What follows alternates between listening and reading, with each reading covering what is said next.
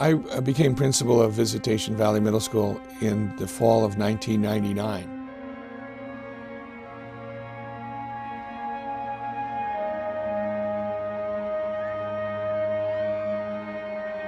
My first day here, I heard noise outside. I looked out my window and there were two students tearing the gate off the hinges to get into the yard to play basketball.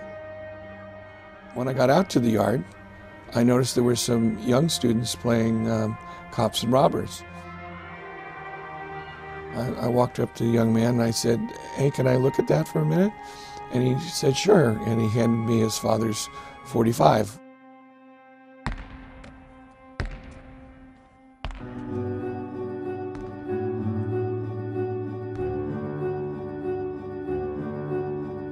In the 2002-2003 school year, we had 41 murders occur in this neighborhood. And the students at this school either were related to the persons who did the shooting, who were shot, or were present when the shooting took place. So there was a tremendous amount of stress and anxiety and fear for the students. Stress levels were so high that everyone was really functioning at a disadvantage as a result of the environment, and it was impacting their psychological well-being. And many of the students actually have not only ADHD but PTSD. Go take a ride down any barrio or ghetto in America and you hear the boom boxes, you hear the shouting, and unfortunately too many of our kids even hear gunfire.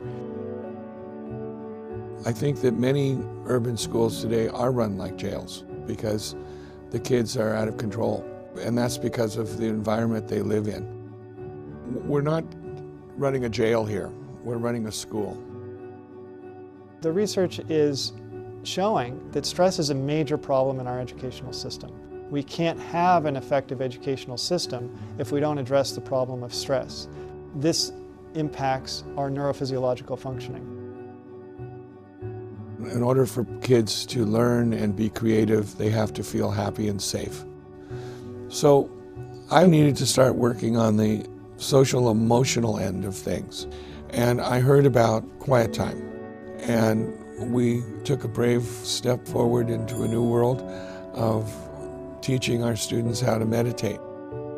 Head up, eyes closed, quiet time starts now.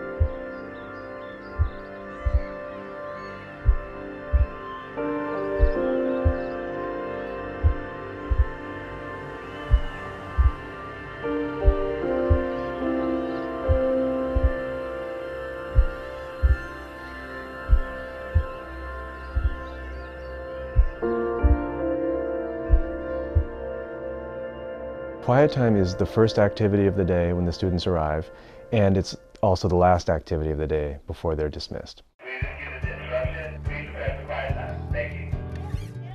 The teacher rings a bell, and that starts the quiet time session.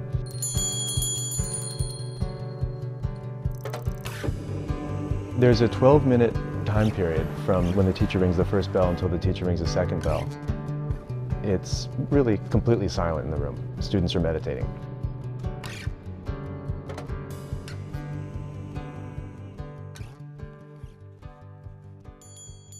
How many people here meditated? Raise your hand.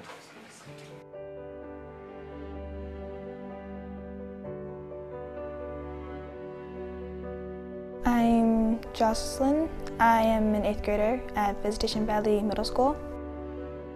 I live on Sunnydale. There was a day where there were people walking and then my dad heard gunshots. I felt like I couldn't move. The meditation helped me it was like a force that blocked what I just experienced.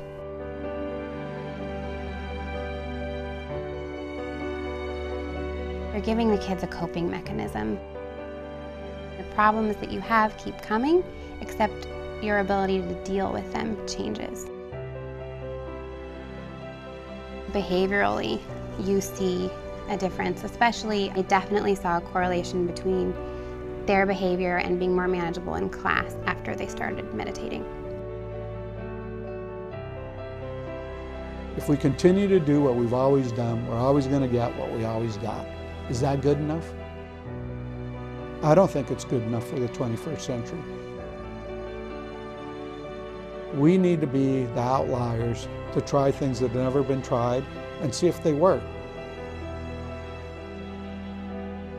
In education, our job is to touch the future.